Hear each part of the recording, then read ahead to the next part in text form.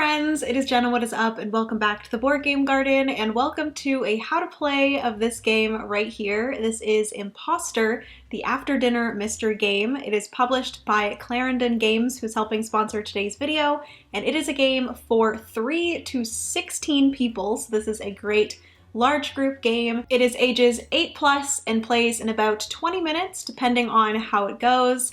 But if you guys want to see how this game plays, then just keep on watching. Give this video a big thumbs up if you enjoy. Also be sure to hit that subscribe button down below if you've yet to do so. We'd love to have you here in the garden. And be sure to check out Imposter. I believe it is available at Barnes & Noble as well as on Amazon. But yeah, let's get into today's how to play video, shall we? In Imposter, the Earl of Simpleton is entertaining guests. Unfortunately, imposters are looking to pilfer his possessions and smuggle them out in the post. Can you spot the imposters and stop the thefts? Imposter will play over a series of rounds, and each round some of you will play innocents and some of you will play imposters. The imposters will aim to post stolen goods out of the Earl of Simpleton's castle, while the innocents aim to stop them. Throughout the game, at any time, you may interrogate each other, try to work out who's who, but imposters may try to lie to keep their identity secret. They can also ask creative questions to divert the suspicion. It's also encouraged throughout the game to do a little bit of role-playing when it comes to the character card that you are dealt at the beginning of the game.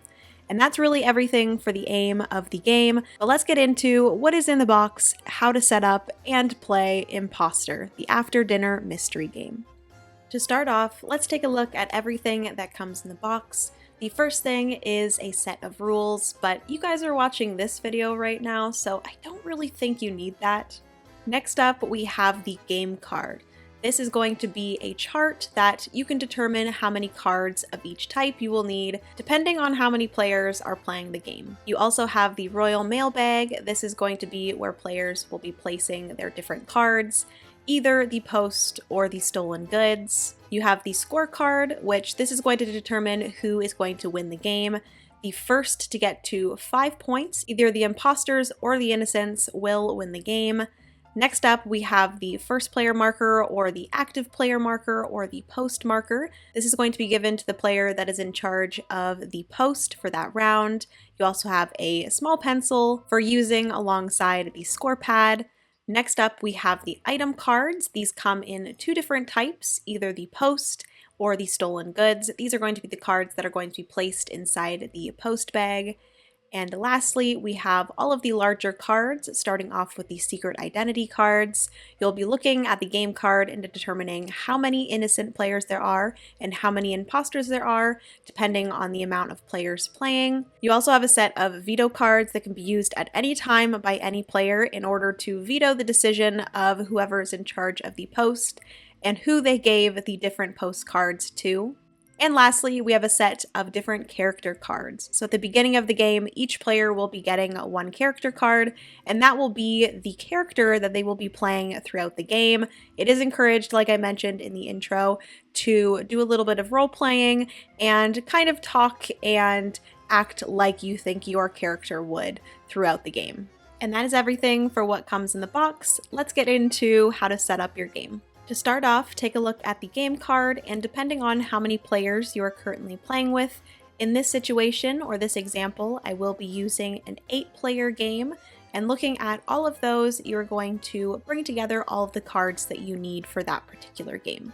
For this example, with 8 players, there are going to be 5 innocent players and 3 imposter players. Once you have gathered those particular cards, take all of the cards, shuffle them very well together, and deal out 1 secret identity card to each player in the game. Each player will then look at these cards and secretly take note of if they are an innocent player or an imposter, making sure that no other player sees their card. Each player will then get dealt a character card, and like I mentioned, it is encouraged to roleplay and act what you think your character would act like. Each player will then have their character card face up in front of them and their secret identity card face down in front of them. Now to start off the game, determine a first player or a first active player and give them the post disc as well as the Royal Mailbag and however many of each of the item cards. So in this situation with an 8-player game, there's going to be 3 post cards and 3 treasure cards. Now, as the dealer, you must give some simple instructions. First, say, everyone close your eyes. Imposters, open your eyes and look at each other. Imposters, close your eyes.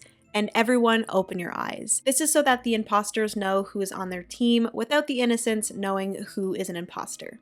Now, the dealer player must then choose 3 different players to give 1 postcard and 1 treasure card to, and note that this might be a good time for some of the imposters to give power to their fellow imposters.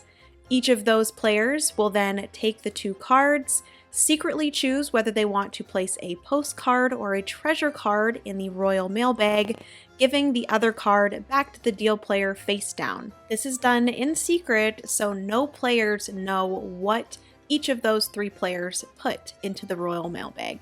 Now, once all players have decided which card they want to put into the royal mailbag and which card they want to give back to the deal player will then take the royal mailbag, take all of the items out of the royal mailbag, making sure to shuffle those cards so you don't know which order they went into the mailbag, and turning over to see which cards were placed into the mailbag. And this is where things get interesting, because if there is even 1 single treasure in the mailbag, that is 1 point for the imposters.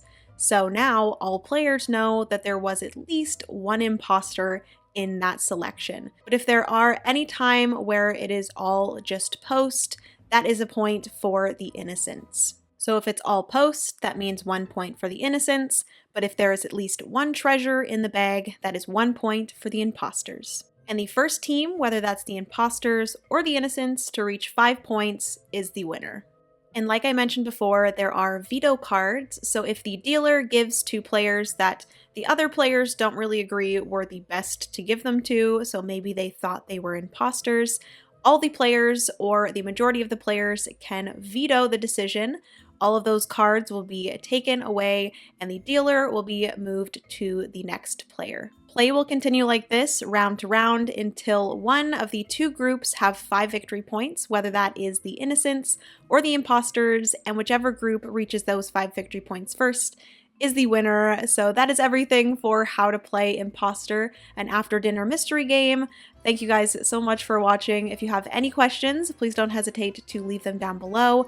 But let's get back to outro Jenna, shall we? All right, friends, so that is going to be everything for today's video, and that is how you play Imposter, the after dinner mystery game. Definitely give this video a big thumbs up if you enjoy. Hit that subscribe button down below if you've yet to do so. We'd love to have you here in the garden. A huge thank you again to Clarendon Games for sponsoring today's video. I love you guys so much. Remember, you are somebody's reason to smile, and I will see you in the next board game video. Bye, friends.